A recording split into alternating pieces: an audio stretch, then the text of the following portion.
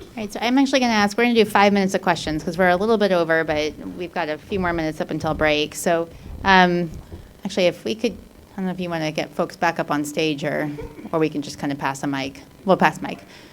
All right, sounds good. So let's go ahead and open it up. I thought this was a fantastic session this morning, but let's open it up for some questions before we kind of take a quick break. Go ahead. Okay.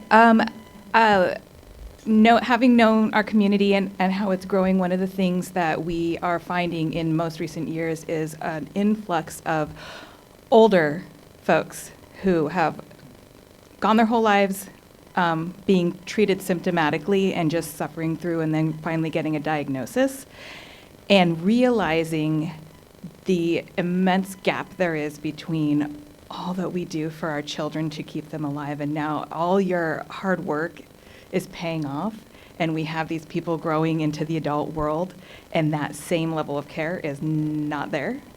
And I don't know if you guys have been speaking about this, but that I would like to put that bug in your ear as we grow to include that transition into adulthood to continue this phenomenal care. Okay, go ahead. I'm going to take that on, Dave.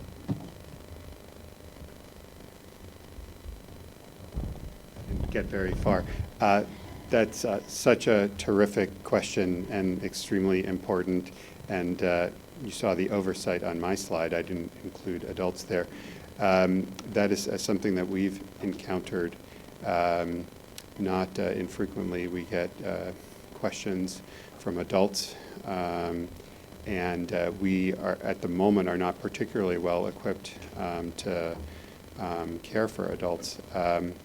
That being said, we have a provider at Boston Children's who's a cardiologist who has expressed an interest and is going to take on that role. And what we've asked him to do is essentially create a sort of parallel over at our adult sort of counterpart, the Brigham and Women's or Mass General. And I think that while it seems like the physician-clinician community for heterotaxy among children might be small, it is, I think, even smaller once you get to the adult side. So I think it's something that we need to start doing early, is identifying adult providers who are going to be willing to be champions and care for individuals with heterotaxy so that they can thrive as adults. But it's a terrific and important question.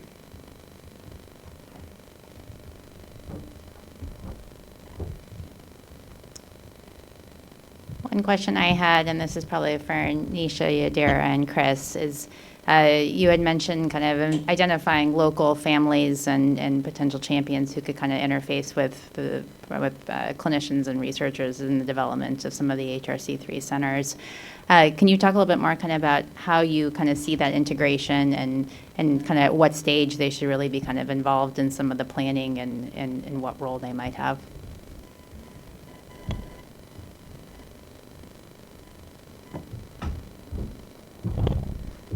So I'll let Yadira answer at what point to bring them into your program. But for us, we had Dr. Batlavala reach out to me and say, hey, we're getting ready to establish this program. Do you have families? We reached out to our families that we know in the area, and we're able to give him a list of families that are interested in participating and giving feedback to help with this. Our families want to be involved.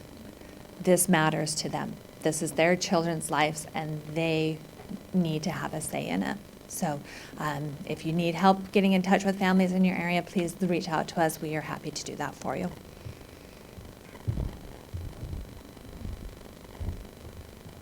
I will add, as a physician, the way I see that is there are so many opportunities where we need families. We don't always have them, but education is one of them, like tailoring education to ensure that it's appropriate for family education, activities within the community, like developing programs where they can have a support group and a support system are two of the opportunities I can see for them.